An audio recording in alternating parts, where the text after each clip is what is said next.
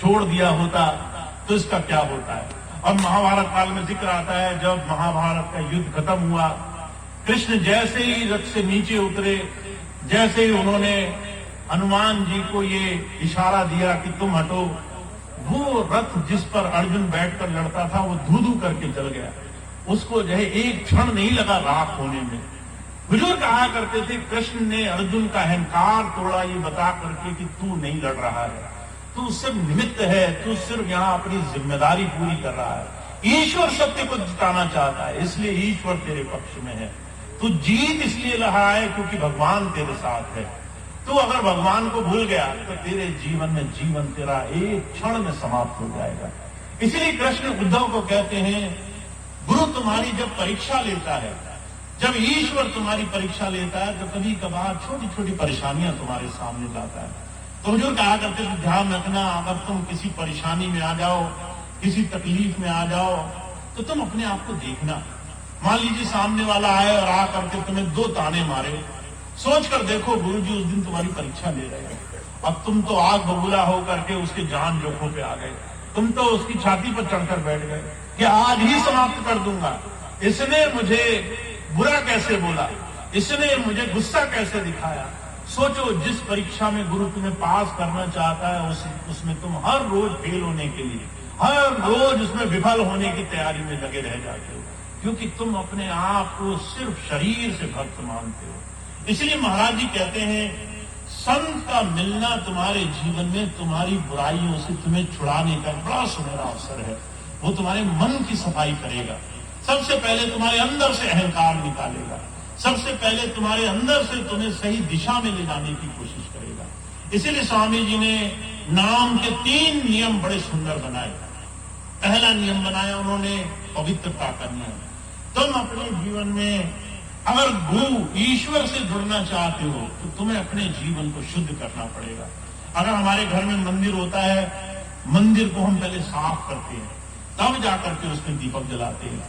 हम प्रार्थना तब शुरू करते हैं, हम रोज भगवान के आगे हाथ जोड़कर पूजा तब शुरू करते हैं जब उस मंदिर को साफ कर लेते हैं। किसी मंदिर में जाकर देखना, मंदिर में लोग पहले मंदिर की सफाई करते हैं, तब उस भगवान की स्तुति में लगते हैं। तुम्हारे मन मंदिर में तुम ईश्वर को बिठाना चाहते हो, तुम सफाई नहीं करोगे, तुम पहले अपने जीवन की सफाई की तरफ ध्यान नहीं दोगे। बिना सफाई को भगवान को पूज लोगे, बिना सफाई को भगवान को बिठा लोगे। हुजूर कहा करते थे, अगर तुम अपनी रिश्तेदारियों में जाओ और तुम्हारा रिश्तेदार तुम्हें ऐसे गंदी जगह बिठाए जहां से दुर्गंध आ रही हो, तरह तरह की गंदगी पड़ी हो, पिछले रात का बचा भोजन जिसपे मक्खियां तरह तरह से धूल मार रही हो, वो सिर्फ तुम्हारे सामने पड़ा हो, गंदगी हो, तरह तरह की मैला कुचैला पड़ा हो, और तुम्हारा रिश्तेदार कहे आइए पधारिए, इसी में बैठ जाइए, यहीं बैठिए, यहीं विराजिए, तो तुम्हें कितनी गिन आएगी।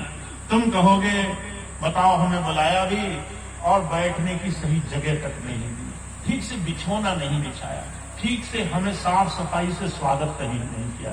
तुम तक अपने लिए साफ सफाई चाहते हो, तुम्हारा ईश्वर इस मन में कैसे बैठेगा जिस मन में पहले से दुनिया के विकार बढ़े हैं। इसलिए स्वामी जी कहते हैं, पहला नियम पवित्रता का नियम। पहले अगर ईश्वर को पाना चाहते हो तो तुम्हें अपने जीवन में पवित्रता लानी पड़ेगी। 2 पवित्रताएं होती हैं। पहली खान पीन की, जीवन सात्विक बनाओ, ऐसा खाना पीना रखो जिससे तुम्हारे जीवन में तुम्हें ओज की प्राप्ति हो सके। खाना ऐसा खाओ जो तुम्हारे शरीर को ऊर्जा देगा, तुम्हारे शरीर को बीमार न बनाए। अब ऐसा खाना पीना क्या हो सकता है ये तुम समझ सकते हो। अगर तुम अपनी आवश्यकता से कम खाओगे तुम सात्विक रहोगे, अपनी आवश्यकता से ज्यादा खाओगे तुम तुरंत ही अपने जीवन में तामसिक दिशा में बढ़ने लग जाओगे। हुजूर कृपाल सिंह जी महाराज कहा करते थे, बड़े सुंदर ढंग से उन्होंने समझाया। कहते अगर तुम एक थाली सजाओ, थाली में आधी भूख के बराबर भोजन करना। अगर तुम्हें 2 रोटी की भूख है, 1 रोटी खाना। फिर कहते हैं उसका 1/4 पानी से भरना, अपने शरीर को 1/4 पानी की जगह रखना, और 1/4 जो बच जाए वो सांस लेने की जगह रखना।